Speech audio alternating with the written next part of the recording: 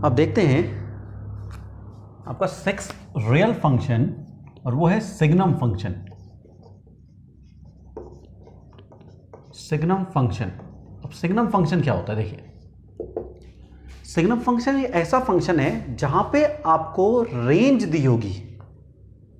आपको यहां पर एक ऐसा फंक्शन है जिसमें आपको आंसर पहले से पता है कि ये आएगा, ठीक है, और में हम वैल्यू रख के x की वैल्यू रख के, यहां पे भी ऐसा होगा एक बार कि x की वैल्यू रखूंगा फिर मुझे पता चलेगा क्या आएगा, बट यहां पे आंसर फिक्स्ड है, ठीक है। देखो जैसे जैसे क्या है कि समझ लीजिए आपके पास एक फंक्शन है, function f(x) is equal to -1, 0 और 1, ठीक है। ये आपके पास तीन वैल्यू आएंगी। कब आएगी? -1 कब आएगा? जब x इज लेस देन 0 होगा। 0 कब आएगा? जब x 0 से इक्वल होगा। और 1 कब आएगा? जब x 0 से बड़ा होगा। तो यह फंक्शन, अब इसमें देखिए कोई डिफाइन फंक्शन नहीं है, इसमें यह है कि जब भी 0 से वैल्यू, मतलब एक ऐसा फंक्शन है जिसमें आप 0 से छोटी वैल्यू रखो तो आंसर कितना आ रहा है? -1। 0 रखो तो 0 आ रहा है और 0 से बड़ी वैल्यू रखो तो 1 आ रहा है, ठीक है। यह ओरिजिनल फंक्शन ये है।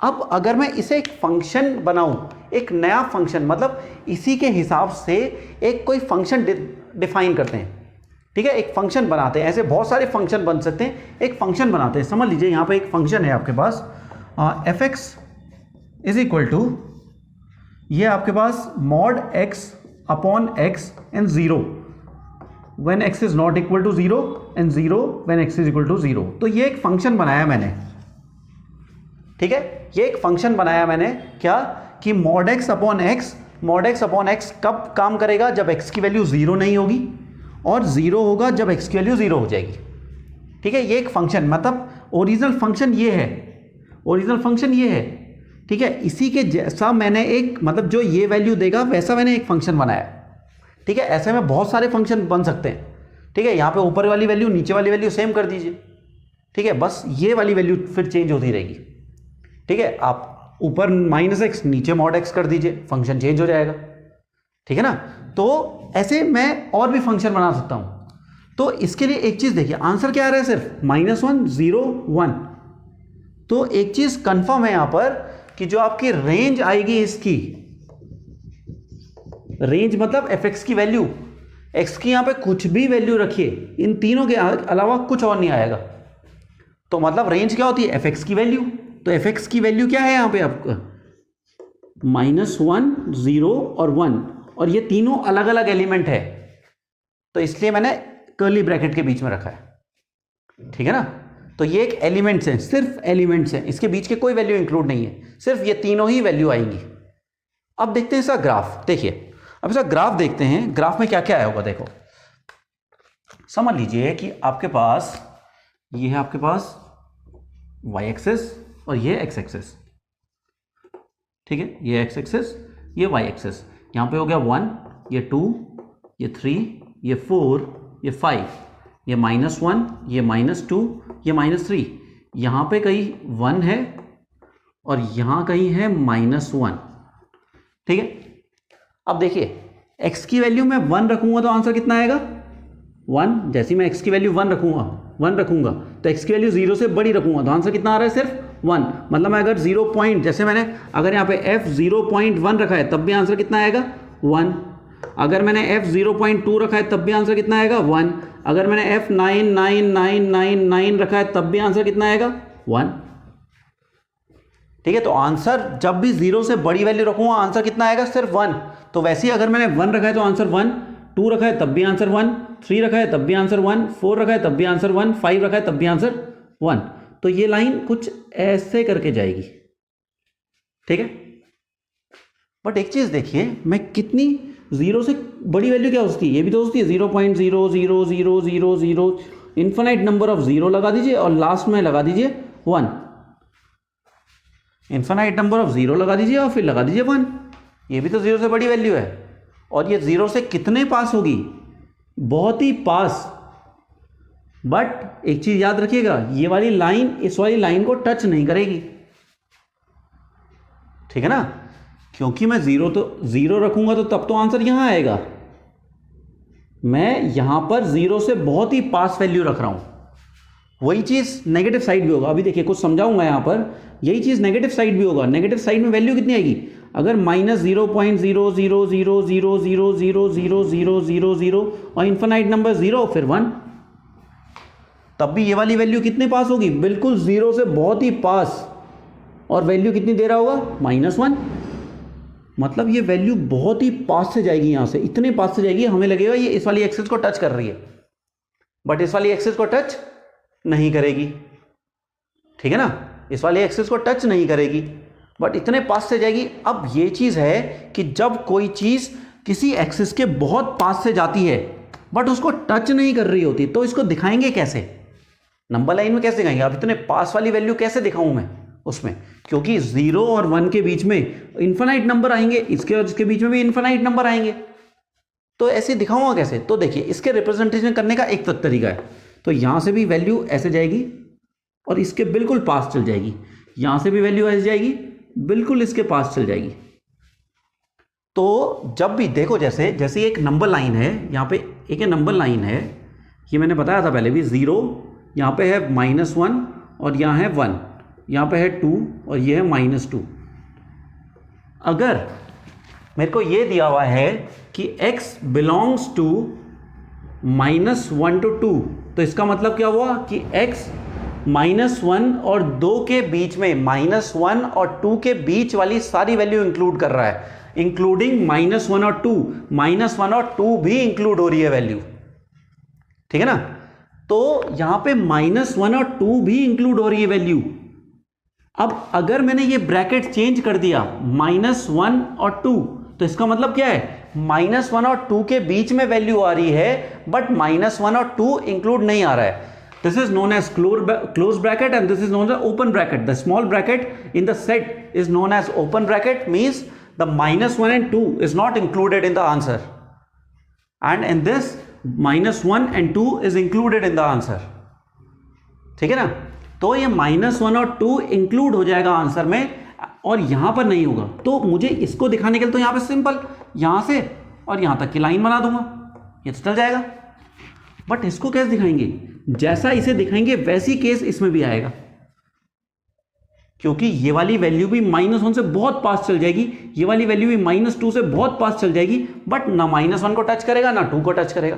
तो कैसे दिखाते हैं? देखो लाइन ऐसी बनेगी, बस थोड़ा सा डिफरेंस है कि यहां पे -1 और 2 के बीच में जब मैं लाइन बनाऊंगा तो एक सर्कल बनाऊंगा -1 और 2 के बीच में, और वो सर्कल पे जो होल होगा वो अंदर से खाली होगा। तो ये रिप्रेजेंट करने का तरीका है कि इसका मतलब है कि -1 से और 2 के बीच में सारी वैल्यू इंक्लूड हो रही है एक्सेप्ट -1 और 2। -1 और 2 नहीं है, सिर्फ इसके बीच की वैल्यू इंक्लूड हो रही है। और अगर मुझे ये दोनों भी इंक्लूड करने हैं तो इसके क्या कर दूंगा? ये जो होल है ये भर दूंगा, मतलब ये गड्ढा है, गड्ढा भर दिया जाएगा। ठीक है, यहां पे गड्ढा खाली है, अभी म्युनिसिपल कॉर्पोरेशन से सही नहीं करा है। ठीक है ना, तो वैसे ही यहां पे भी होगा। यहां पे क्या होगा? -1 को टच नहीं कर रहा है, ये वाली वैल्यू इस एक्सिस को टच नहीं कर रहा है, तो यहां पे क्या हो जाएगा? ये ओपन होल। यहां पे भी क्या हो जाएगा? ये ओपन होल। ठीक है, तो इसका मतलब है ये वाली वैल्यू यहां से बहुत आगे चल जाएगी, यहां से भी बहुत आगे चल जाएगी, बट इसको टच नहीं करेगी, वैसे सिमिलरली इसको टच नहीं करेगी। ठीक है ना, तो ये चीज है। तो रेंज तो मेरे पास ये आ गई। अब इसके डोमेन की बात करी जाए तो डोमेन देखिए क्या रख रहा हूं मैं? 0 से सारी छोटी वैल्यू रख रहा हूं, 0 से सारी बड़ी वैल्यू रख रहा हूं और 0 भी रख रहा हूं, तो मतलब सारी वैल्यू इंक्लूड हो रही है। तो सारी वैल्यू इंक्लूड हो रही है मतलब all the value means real number. तो domain is real number and range क्या लिखा है मैंने? रेंज क्या है? Range are only 3 numbers, that is -1, 0 and 1। तो रेंज क्या है आपके पास? सिर्फ 3 वैल्यू हैं। कौन कौन सी? -1, 0 और 1। ठीक है ना, तो ये है सिग्नम फंक्शन। याद रखिएगा सिग्नम फंक्शन में ये तीनों वैल्यू आएंगे सिर्फ, मतलब ये यहां पे ये फंक्शन ये मैंने इसके जैसा बनाया है। ओरिजिनल फंक्शन ये नहीं है, ओरिजिनल फंक्शन ये है, ये है original function, this is original function. ठीक है, ये डुप्लीकेट है, ये मैंने इसके जैसा बनाने के लिए, मतलब जो ये वैल्यू देगा उसके जैसा बनाया है मैंने। बट ओरिजिनल फंक्शन ये है। यहां पे बहुत सारे ऐसे फंक्शन बन सकते हैं इसके जैसे, ठीक है ना। चलिए तो आप नोट कर सकते हैं फिर। सेवंथ फंक्शन वो है greatest integer function. Greatest integer function. अब देखिए ये क्या है, समझ लीजिए कि आपके पास अगर आपके पास एक फंक्शन दिया हुआ है इस तरीके से f(x) इज इक्वल टू, और ये है f(x) is equal to greatest integer x, ठीक है। थोड़ा मैं बड़ा लिख देते हैं, ठीक है। ये है f(x) is equal to greatest integer x, ठीक है। ये एक फंक्शन है। अब इसकी खासियत क्या है, देखिए ये अगर मैं यहां पर x की जगह पे कुछ भी वैल्यू रखूं तो ये हर समय बाहर इंटीजर देगा, ठीक है। हर समय बाहर इंटीजर देगा, ठीक है। मतलब ये कंफर्म है कि f(x) की वैल्यू हर टाइम, ठीक है, ये वाली वैल्यू हर समय इंटीजर होगी, ठीक है। जब ये वाली वैल्यू हर समय इंटीजर होगी तो हमें रेंज पता लग जाएगी कि f(x) हर समय इंटीजर देगा, मतलब रेंज क्या होगी, ऑल द इंटीजर्स। बट कैसे देगा, देखो समझो।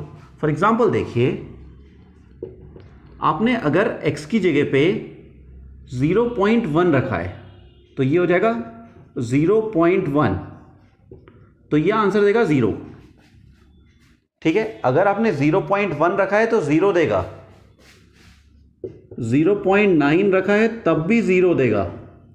बट अगर मैंने 1.1 रख दिया है तो क्या देगा, 1।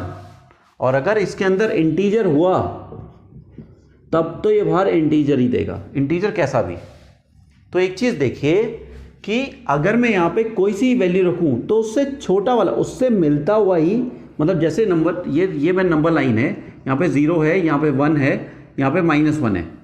अगर मैं इसके बीच की कोई सी वैल्यू रखूं 0 से 1 के बीच में तो ये इंटीजर देगा, बट कौन सा, छोटा वाला, ये वाला। मतलब जिसके बीच की वैल्यू रखूंगा उनमें से जो छोटा वाला इंटीजर होगा वो आंसर आएगा, ठीक है। ये ध्यान रखिएगा। तो जो भी, मतलब जैसा भी, जो भी आप कोई सा भी नंबर रखोगे इसमें, तो जो आंसर आएगा, मतलब जो f(x) की वैल्यू आएगी वो छोटा वाला इंटीजर आएगा। मतलब जैसे मैंने अगर 0 और 1 के बीच में वैल्यू रखी है तो आंसर क्या आएगा, 0। अगर मैंने 1 और 2 के बीच में रखी है तो आंसर क्या आएगा, 1। अगर मैं -1 और -2 के बीच में वैल्यू रखी है तो क्या आएगा, -2, क्योंकि छोटा होता है -2, ठीक है। तो ये याद रखिएगा, हर समय स्मॉलेस्ट इंटीजर देगा, जो जिसके भी बीच की वैल्यू होगी उसमें से हर टाइम ये छोटा वाला इंटीजर देगा, ठीक है। तो इसका ग्राफ देखिए, ग्राफ बहुत इंपॉर्टेंट है। देखो अगर समझ लीजिए कि यहां पर ये है आपके पास, ठीक है, ये हो गया 1, ये हो गया 2, ये हो गया 3, ये हो गया 4, ये हो गया 5, ये हो गया -1, -2 और ये हो गया -3। एक बार ये रब कर देता हूं, ठीक है। ये हो गया -3। वैसे ही यहां पे ये होगा 1, ये 2, ये 3, ये 4, या -1, -2, -3 एंड -4, ठीक है। अब देखिए ये रहा 0। अगर मैं इसके बीच की वैल्यू रखूंगा, कौन से, यहां से यहां तक की वैल्यू रखूंगा तो आंसर क्या आएगा, 0। तब तो यही रहेगा यहां पर, ठीक है। 1 रखूंगा तो 1 आएगा, 1 रखूंगा तो 1 आएगा। बट अगर मैं 2 से और 1 के बीच की वैल्यू रखूंगा तो क्या आएगा, 1। तो अगर मैंने 2 से बीच की वैल्यू रखी, 2 से 1 की वैल्यू, 2 से बहुत ही छोटी वैल्यू भी रख दी, मतलब मैंने 1.9999999 जितने 9 लगाना चाहो उतने लगा दो। अगर मैंने ये ग्रेटेस्ट इंटीजर में डाला तो तब भी क्या देगा, ये आंसर देगा 1, ठीक है। तो ग्रेटेस्ट इंटीजर नाम पे मत जाना, नाम से बिल्कुल उल्टा काम कर रहा है ये, ठीक है ना। तो जो भी, जैसा भी कोई सा भी यहां पे कोई सा भी रियल नंबर होगा तो हर समय छोटा वाला नंबर देगा, जिसके बीच में वैल्यू होगा वो उससे मिलता हुआ छोटा नंबर, ठीक है। अगर इंटीजर देगा तो वही इंटीजर बाहर आएगा, ठीक है। तो देखिए तो अगर मैंने ये रखा है तो 0 आ रहा है आंसर, अगर 2 से 1 के बीच में रखा है तो क्या आ रहा है आंसर 1, 1 से शुरू हो रहा है और कहां तक जा रहा है 2 तक, बट 2 इंक्लूड नहीं हो रहा है। जब 2 इंक्लूड नहीं होगा तो कैसे बताया था पिछले वाले उसमें फंक्शन में कि वहां पे क्या रख देंगे, हम होल लगाएंगे ओपन, ठीक है, तो हम लगाएंगे यहां पर ओपन होल, ठीक है।